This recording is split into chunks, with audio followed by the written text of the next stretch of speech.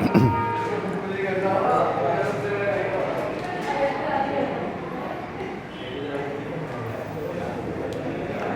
Everyone, अपन लोगों ने section 37 GSTR 1 पढ़ लिया था। अब अपन को सेक्शन 39 कवर करना है। सेक्शन 39 के 4 सबसेक्शंस आपके सिलेबस में कवर हो रहे हैं। सबसेक्शन इसके ज़्यादा हैं, लेकिन आपके सिलेबस में सारे सबसेक्शन नहीं है, सिर्फ 4 है। Section 39 1, 2, 5 and 9। और ये चारों सबसेक्शन अलग अलग टॉपिक को कवर करते हैं। अलग अलग टॉपिक को कवर करते हैं मतलब इस आज के वीडियो में ये 10-15 मिनट का वीडियो बनेगा, ज़्यादा का नहीं बनेगा। इस वीडियो में मैं सिर्फ एक सबसेक्शन कवर करूंगा, GSTR 3B।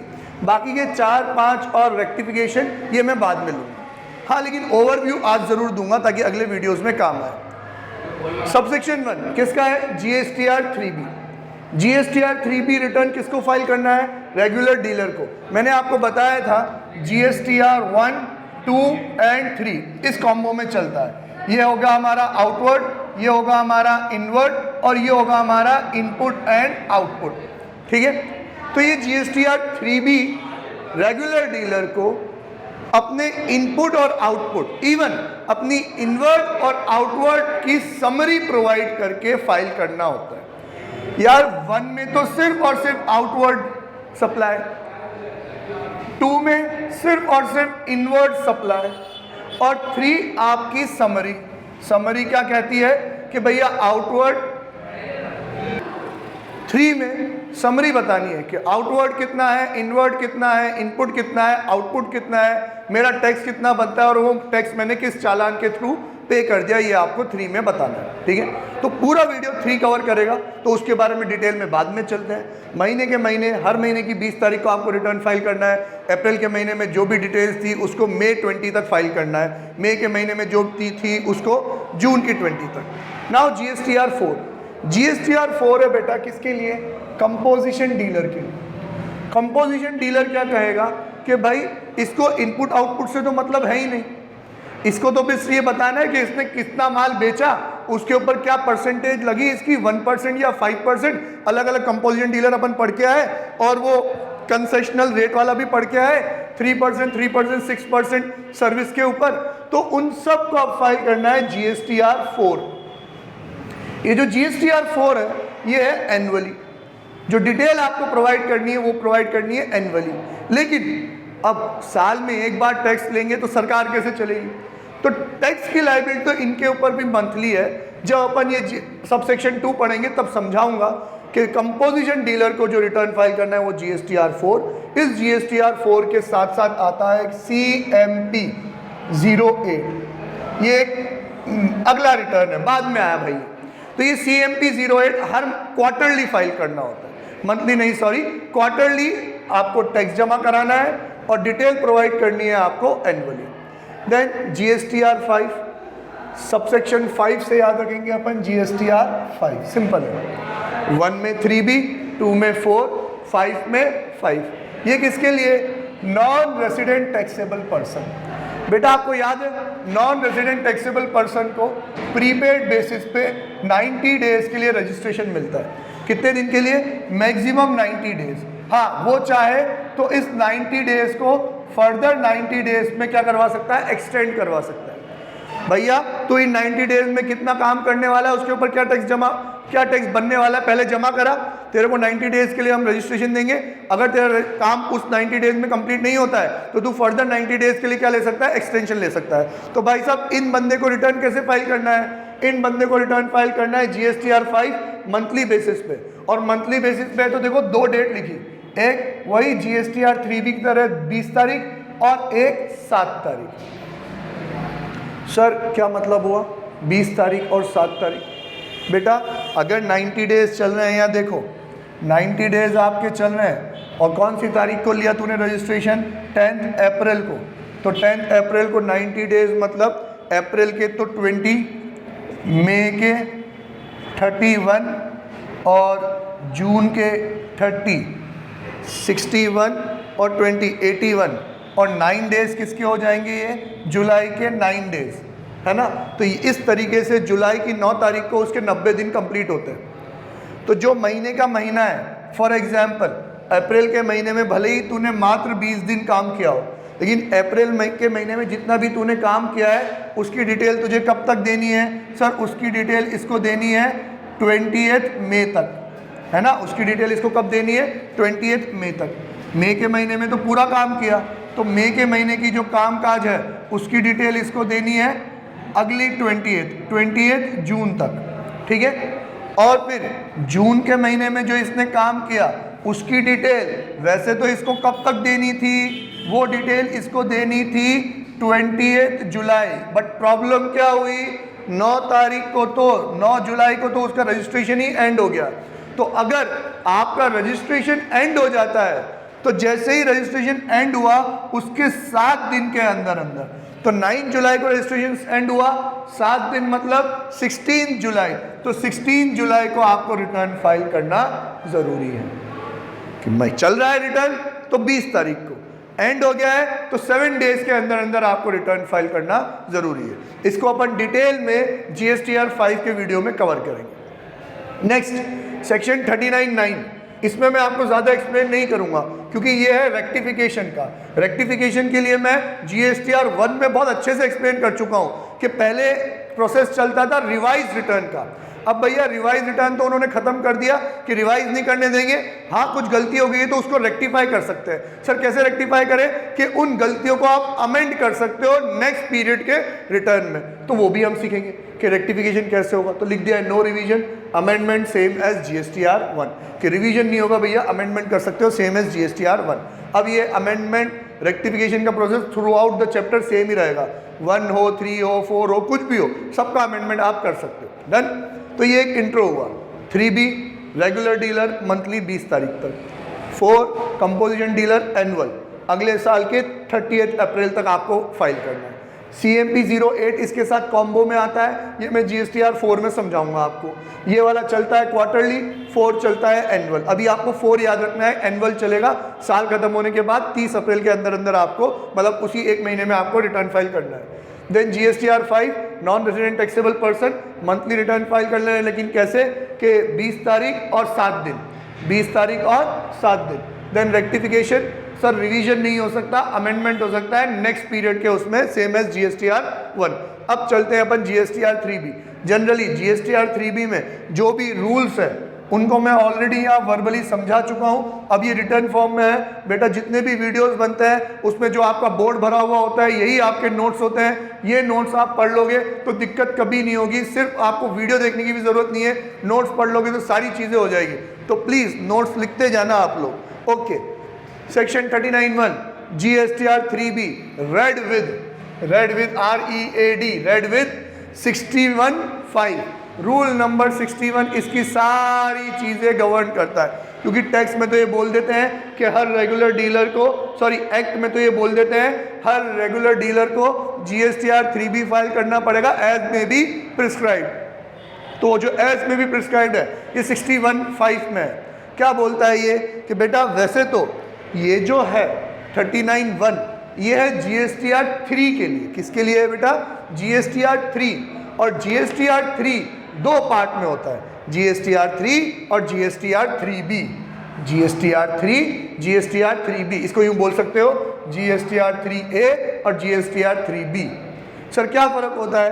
GSTR 3A में स्टैटिस्टिक्स प्रोवाइड करते हैं, कितने number of bills, total amount कितना, इनवॉइस वाइज नहीं देते। इनवॉइस वाइज तो 1 और 2 में देते, यहाँ पे स्टैटिस्टिक्स देते हैं। इस स्टेट में इतना, इस स्टेट में इतना, इस स्टेट में इतना, इसको इतना, इसको इतना, इसको इतना, टोटल अमाउंट, लेकिन थोड़ा डिटेल में स्टैटिस्टिक्स बना के। ठीक है। अब ये जो 3A है, क्योंकि सर शुरू से तो आप 3B बोल रहे हो, 3A में क्या है बेटा? ये जो स्टैटिस्टिक्स है ये अभी तक गवर्नमेंट ने फॉर्म बनाया ही नहीं, और इसको अभी तक डेफर कर रखा है। क्यों?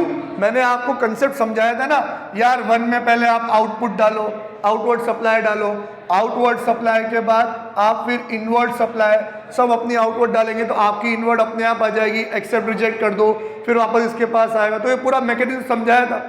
पता पड़ रहा था कि नहीं कि बहुत कॉम्प्लेक्स है सर, काम धंधा करेंगे ये काम करें और डेटा ही चेक करते रह जाएंगे, इनपुट आउटपुट लेना बहुत मुश्किल हो जाएगा। तो यार जब मैं वहाँ पे इनवॉइस वाइज डाल चुका हूँ तो फिर वापस उसके स्टैटिस्टिक्स यहाँ डलवाने का क्या मतलब आ रहा है? बहुत हार्डशिप थी सर, हमसे तो नहीं झेला गया। बहुत प्रोटेस्ट हुआ, तो उन्होंने क्या कहा कि चलो ठीक है इसको डेफर कर देते, अभी नहीं फाइल करना। सर कब तक नहीं फाइल करना? कोई डेट नहीं, अभी फाइल नहीं करना, as may be notified by the government on the recommendation of the council. क्योंकि डेफर्ड भी किसने करा है? काउंसिल। अब काउंसिल जब से बोलेगी तब से 3B डालना पड़ेगा। अभी 3 एप्लीकेबल नहीं है, अभी एप्लीकेबल नहीं है किसी के लिए भी। अभी सिर्फ क्या फाइल करना है आपको? 3B। सर 3B क्या है? बेटा 3B बहुत सिंपल है, बहुत बहुत बहुत सिंपल। उसमें आपको मोटा मोटा अमाउंट बताना है। सर मेरी सेल कितने की हुई, सर मेरा परचेज कितना हुआ, जो परचेज हुआ उसके ऊपर इनपुट IGST, CGST, SGST कितना हुआ, जो सेल हुई उसके ऊपर output CGST, output SGST, output IGST कितना हुआ। इन दोनों को मैं एडजस्ट करता हूँ आपस में, तो मेरा टैक्स कितना बनता है और उस टैक्स को मैं कैसे जमा कराऊँ। मतलब 8 से 9 फिगर डालनी पड़ती है, काम खत्म। और मैकेनिज्म अभी एट प्रेजेंट सिनेरियो क्या चल रहा है? एक्ट में कुछ भी लिखा हुआ हो, एट प्रेजेंट सिनेरियो क्या चल रहा है कि मान लो ये आपका एक टैक्स पीरियड खत्म हुआ,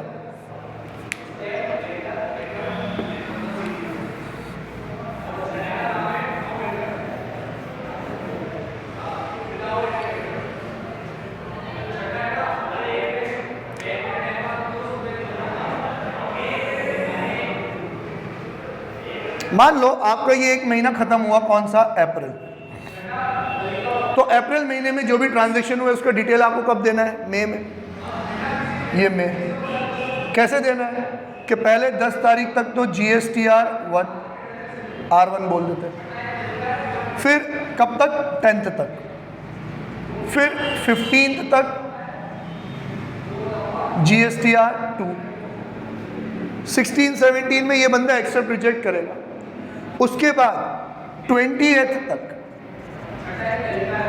R3B, GSTR3B कब तक? 20th तक। आउटपुट आ गया, इनपुट आ गया, अब आप टैक्स जमा करो, ठीक है। लेकिन फिर हमने R1 में पढ़ा, क्या पढ़ा कि सर सरकार ने कह रखा है कि छोटे मोटे डीलर जिनका 1.5 करोड़ से कम का टर्नओवर है वो कैसे करेंगे? क्वार्टरली करेंगे। और जिनका मोर देन 1.5 करोड़ है वो कैसे करेंगे? मंथली करेंगे। और R2 GSTR2 में क्या कहा? सर ये तो ऑटो पॉपुलेट हो जाएगा ना,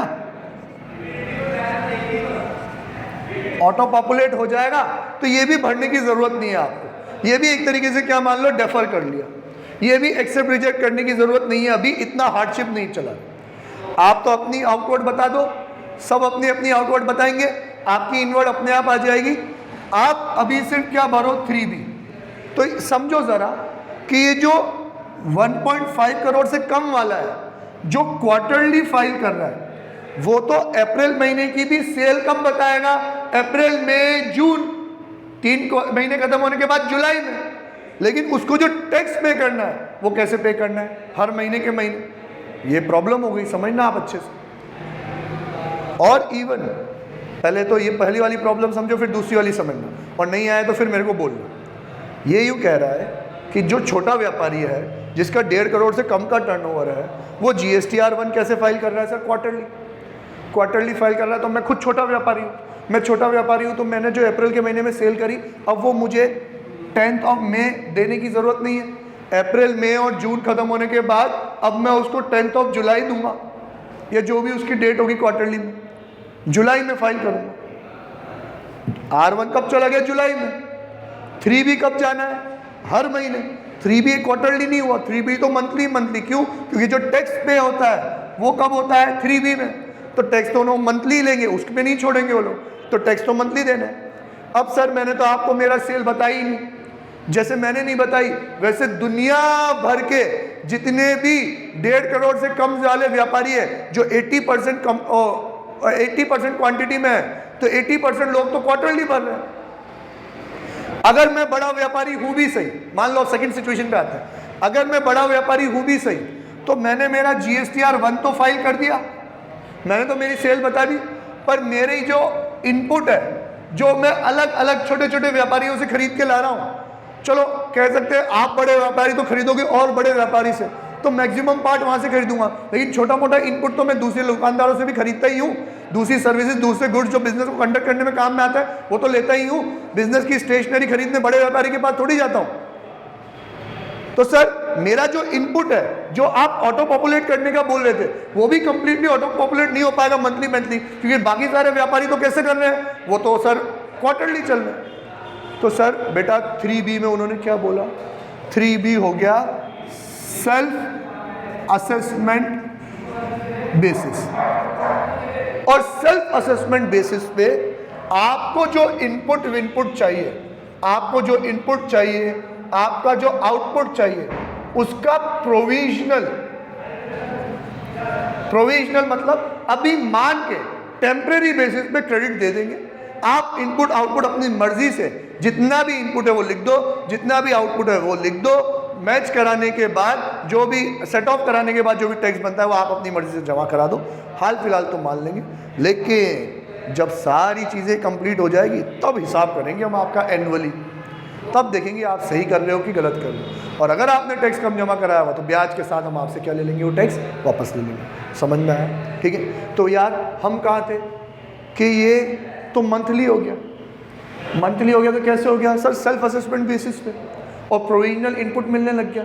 आप सारा बता दो कि मेरे को इतनी इतनी इनपुट मेरे पास है, इस महीने के इतना इतना आउटपुट बनता है, इनपुट आउटपुट एडजस्ट करने के बाद जो टैक्स बनता है वो टैक्स जमा करा दो, खुद कैलकुलेट करके।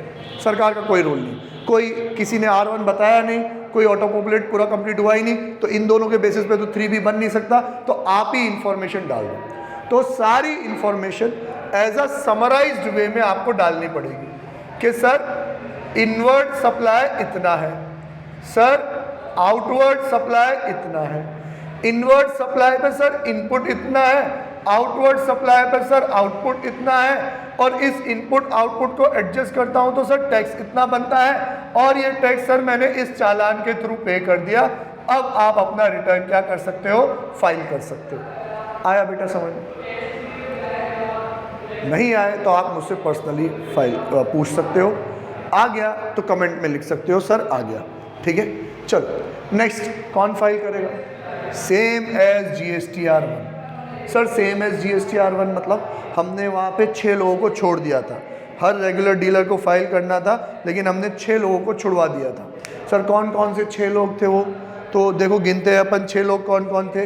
पहला तो था आपका इनपुट सर्विस डिस्ट्रीब्यूटर ISD वाला, दूसरा था आपका NRTP non resident taxable person, फिर था आपका TDS और TCS वाला, फिर था आपका OIDR वाला। ठीक है, कौन कौन हो गए? एक तो हो गया आपका नॉन रेसिडेंट टैक्सेबल पर्सन, एक हो गया इनपुट सर्विस डिस्ट्रीब्यूटर, एक हो गया TDS, एक हो गया TCS, एक हो गया OIDR और एक हो गया आपका कंपोजिशन। इन 6 लोगों को छोड़ के जितने भी लोग रजिस्टर्ड है सबको GSTR1 फाइल करना था, और उन्हीं सबको GSTR3B भी फाइल करना है। तो who has to file? Same as GSTR1। Frequency क्या रहेगी इसको फाइल करने की, ये बात कर चुके हैं। मंथली ड्यू डेट क्या रहेगी? 28 ऑफ नेक्स्ट मंथ, हर महीने की 20 तारीख को। मोड क्या रहेगा? वही सेम एज GSTR1। वहाँ पे हमने इलेक्ट्रॉनिकली 3 मोड पढ़े थे, कॉमन पोर्टल और यूटिलिटीज़, जिसमें मैंने एक्सेल यूटिलिटीज़ बताया था, और एक था GST सुविधा प्रोवाइडर्स जो इकोसिस्टम क्रिएट करता है। ठीक है, तो वहाँ जाके डिटेल में पढ़ना, वही सारी चीज़ें मोड यहाँ अप्लाई हो जाएंगे। सर फीचर, ये स्पेशल चीज़ है, ये याद रखना। GSTR3B एक सिंपल रिटर्न है, इसमें आपको सिर्फ समरी देनी है GSTR1 की कि टोटल कितने कितने का माल मैंने सप्लाई किया। ठीक है, नो इनवॉइस वाइज डेटा, कोई इनवॉइस वाइज नहीं देना है, टोटल लिख देना है आपको। आउटवर्ड सप्लाई का टोटल लिख देना है आपको, इनवर्ड सप्लाई अंडर RCM लिखना है आपको, एंड ITC और पेमेंट टैक्स, 4 चीज़ लिखनी है। वैसे इन 4 चीज़ों की अपन आगे डिटेल में बात करने वाले हैं, कंटेंट्स ऑफ GSTR3B। हाँ, यहाँ पे सिर्फ ओवरव्यू ले लो कि क्या क्या बताना है बेटा। टोटल इनवर्ड कितना हुआ, टोटल आउटवर्ड कितना हुआ, इनवर्ड अंडर RCM कितना है, उसका टोटल ITC कितना क्लेम हुआ, और पेमेंट ऑफ टैक्स कैसे हुआ। पेमेंट ऑफ टैक्स मतलब कितना आपने किस मोड में पे किया है। ठीक है, इलेक्ट्रॉनिक क्रेडिट लेजर से कितना पे किया है, इलेक्ट्रॉनिक कैश लेजर से कितना पे किया, ये सारी बातें समझाने के लिए। खत्म हो रहा है हमारा टॉपिक, वीडियो एंड करेंगे अपन। Contents of GSTR3B most important, मतलब अगर आप देखना चाहो तो एक तो ये टेबल जिसमें मैंने सारी बात लिख दी कि किसको पे करना पड़ेगा, कब कब पे करना पड़ेगा, और उसके बाद ये कंटेंट क्या है ये याद रखना है। इस कंटेंट में से बेसिक डिटेल्स तो बेकार बात, क्यों? क्योंकि जब मैं मेरी लॉगिन आईडी डाल के लॉगिन करूँगा उसके बाद ये मेरा GST नंबर अपने आप आ जाएगा, मेरा लीगल नेम अपने आप आ जाएगा, टैक्स पीरियड मुझे सेलेक्ट करना पड़ेगा कि कौन से टैक्स पीरियड का मैं रिटर्न फाइल करना चाहता हूँ। अगर किसी प्रीवियस टैक्स पीरियड का मैंने GSTR 3B फाइल नहीं किया है तो अगले रिटर्न का तो मैं कर भी नहीं सकता, पहले मेरे को प्रीवियस करना पड़ेगा फिर आप, तो सेलेक्ट करने का ऑप्शन रहता है, सेलेक्ट करो। ये करने के बाद अदर डिटेल्स क्या है, तो देखो भाई समराइज डिटेल्स ऑफ, समरी मतलब टोटल देना है किसका, आउटवर्ड सप्लाई। एक तो देना है आपको आउटवर्ड सप्लाई, एक इनवर्ड सप्लाई अंडर RCM। बेटा आउटवर्ड सप्लाई क्यों देना है, क्योंकि जितने की सेल करोगे उसके ऊपर आउटपुट आएगा, वही आपको टैक्स पे करना है। और फिर sir inward supply under RCM क्यों देना है, ऑब्वियस सी बात है, जो इनवर्ड सप्लाई है जिसके ऊपर RCM reverse charge mechanism apply होता है उस पर टैक्स क्यों देना है, रिसिपिएंट को। और इनवर्ड सप्लाई आपके लिए तो रिसिपिएंट कौन हो, आप, तो आपको आउटपुट पे भी टैक्स देना है और RCM पे भी टैक्स देना है, तो ये तो दोनों आगे हमारी टैक्स सप्लाई। फिर इंटर स्टेट सप्लाई, ये छोटी छोटी डिटेल लेकिन टोटल देना है कि भैया अनरजिस्टर्ड पर्सन को कितना दिया, इंटर स्टेट सप्लाई किया ना तो अनरजिस्टर्ड को कितना दिया, कंपोजिशन को कितना दिया और UIN होल्डर को कितना दिया, इसका भी टोटल आपको देना है। ठीक है, अनरजिस्टर्ड को इंटर स्टेट, राजस्थान के राजस्थान में नहीं, राजस्थान से बाहर अनरजिस्टर्ड को कितना दिया, कंपोजिशन को कितना दिया और UIN होल्डर को कितना दिया। ठीक है, देन एलिजिबल ITC, हाँ ये हिसाब लगाना पड़ेगा, ये आपको सेल्फ असेसमेंट बेसिस पे कैलकुलेट करना पड़ेगा कि आपकी कितनी इनवर्ड सप्लाई है, उस इनवर्ड सप्लाई पे कितने आपके पास बिल आए और कितने ITC के लिए आप एलिजिबल हो। वो ITC IGST का अलग, CGST का अलग और SGST का अलग आपको बताना पड़ेगा। जितना आप यहाँ बताओगे उतना ही प्रोविजनल बेसिस पे आपके इलेक्ट्रॉनिक क्रेडिट लेजर में जाके जमा हो जाएगा for the sake of simplicity. Checking बाद में होगी, लेकिन जितना आप यहाँ पे सेल्फ असेसमेंट बेसिस पे डिक्लेयर करोगे वो इलेक्ट्रॉनिक क्रेडिट लेजर में प्रोविजनल बेसिस पे जाके जमा हो जाएगा और उसको आप टेम्परेरी बेसिस पे यूज भी कर सकते हो। अगर आपने एक्सेस यूज कर लिया, आपके पास इतना इनपुट नहीं था, सर फिगर रीडर डालने डाल दो ना, क्या दिक्कत है, डाल दिया आपने फिगर और बाद में पकड़े गए तो ब्याज और पेनल्टी सब लेंगे आपसे। ठीक है, ब्याज भी 24% लेंगे, एक्स्ट्रा लेंगे 2% लेंगे, नहीं तो 18% है, लेकिन एक्स्ट्रा इनपुट क्लेम करते हो तो फिर तो 24% है, ये बात अपन पढ़ चुके हैं। Then values of inward supply, देखो बेटा इनवर्ड सप्लाई सारी नहीं बतानी, इनवर्ड सप्लाई आपको सारी नहीं बतानी, आपको तो सिर्फ इनवर्ड सप्लाई के ऊपर ITC बताना है। इनवर्ड सप्लाई आपको सिर्फ इन स्पेशल कैटेगरी की बतानी है कि एग्जेम्प्टेड कितनी इनवर्ड सप्लाई आपने ली जो एग्जेम्प्टेड है, मतलब जिस पे टैक्स दिया ही नहीं। नील रेटेड वाली इनवर्ड सप्लाई कौन सी है जिस पे रेट क्या लगी हुई है, 0। देन नॉन GST वाली इनवर्ड सप्लाई कौन सी जिस पे GST लगा ही नहीं। ठीक है, तो ये तीनों चीज़ें आपको बतानी पड़ेगी, टोटल बेसिस समरी बतानी पड़ेगी। ठीक है, then payment of tax, input output, बताओ भी ये कितना टैक्स बना, जो टैक्स बना वो आप कैसे पे किया। Then TDS and TCS credit, TDS and TCS credit मतलब किसी ने मेरा TDS डिडक्ट किया है तो वो मेरे इलेक्ट्रॉनिक कैश लेजर में कितना आया वो बताओ, जितना बताओगे इलेक्ट्रॉनिक कैश लेजर में आ जाएगा। क्यों, हो सकता है सामने वाले ने रिटर्न ही फाइल ना कराओ, वो रिटर्न फाइल करे ना करे मैं तो क्लेम कर लूँगा, तो मैं बता दूंगा भाई साहब इसने इतना TDS मेरा डिडक्ट कर रखा है। अब जब वो रिटर्न फाइल करेगा अपने आप मैच हो जाएगा, गलत होगा तो मैं टैक्स भरूंगा आपको। ठीक है, तो इतना तो TDS मेरा डिडक्ट हो गया और इस ई-कॉमर्स वाले ने इतना मुझसे टैक्स कलेक्ट कर लिया, इतना उसने कलेक्ट कर लिया, तो इसका भी बेनिफिट मिलना चाहिए। मतलब उसने डिडक्ट कर लिया, इसने कलेक्ट कर लिया, तो 2 लोग ऑलरेडी मुझसे टैक्स ले चुके हैं, जो आपके पास वो जमा करा देंगे उनके डिटेल्स में, उनके रिटर्न में मैच हो जाएगा, टेंशन मत लो। तो मैं तो अभी क्रेडिट ले लेता हूँ, मैं ये क्रेडिट ले लूँगा तो वो इनपुट के साथ, मतलब ये कैश लेजर में जाता है, ये क्रेडिट लेजर में जाता है, ये लायबिलिटी लेजर में जाता है, तो लायबिलिटी लेजर का पहले क्रेडिट से मैच होगा, फिर क्रेडिट से बच जाएगा तो कैश से एडजस्ट होगा, कैश में पैसा कम पड़ेगा तो पैसा आपको पहले कैश में डालना पड़ेगा, फिर एडजस्टमेंट करोगे तो लायबिलिटी क्या हो जाएगी, सेटल हो जाएगी। समझ में आया। मैं आपके लिए ये 3B, अभी अगर डेट आएगी किसी की 3B हम फाइल करते होंगे तो मैं स्क्रीन रिकॉर्डिंग के थ्रू 3B फाइल करने का पूरा प्रोसेस आपको वीडियो अपलोड कर दूंगा कि इस तरीके से 3B फाइल करी जाती है कि ये सेक्शन में ये वाली डिटेल, ये सेक्शन में ये वाली डिटेल और ये सेक्शन में ये वाली डिटेल हम लोग अपलोड करते हैं। क्लियर? आज के लिए बस इतना ही, फिर हम नेक्स्ट, आज के लिए नहीं है सॉरी, इस वीडियो के लिए इतना ही, फिर हम नेक्स्ट वीडियो में GSTR 4, 5 और रेक्टिफिकेशन लेके आऊँगा। क्या पढ़ा अपन ने? 3B किसको फाइल करना है? Same as GSTR 1। कब? मंथली। ड्यू डेट अगले महीने की 20 तारीख। मोड सेम एज GSTR 1, तीनों मोड है हमारे पास, तीनों इलेक्ट्रॉनिकल। फीचर सर सिंपल है, समरी जाती है, इनवॉइस वॉइस डेटा नहीं जाता है और ये वाला डेटा जाता है। सर कैसा? कि summarize value of outward inward under RCM और इंटर स्टेट में अनरजिस्टर्ड कंपोजिशन और UIN, क्योंकि इनवॉइस वाइज डिटेल तो आपने GSTR 1 में दे दी होगी इंटर स्टेट सप्लाई में। एलिजिबल ITC कितना है, इनवर्ड सप्लाई में एग्जेम्प्ट कितना, निल रेटेड कितना और नॉन GST कितना, फिर पेमेंट ऑफ टैक्स कैसे हुआ और TDS TCS आप कितना क्लेम कर रहे हो, ये सारे लिख के GSTR 1 हम फाइल कर देंगे। ठीक है, बाय टाटा, सी यू।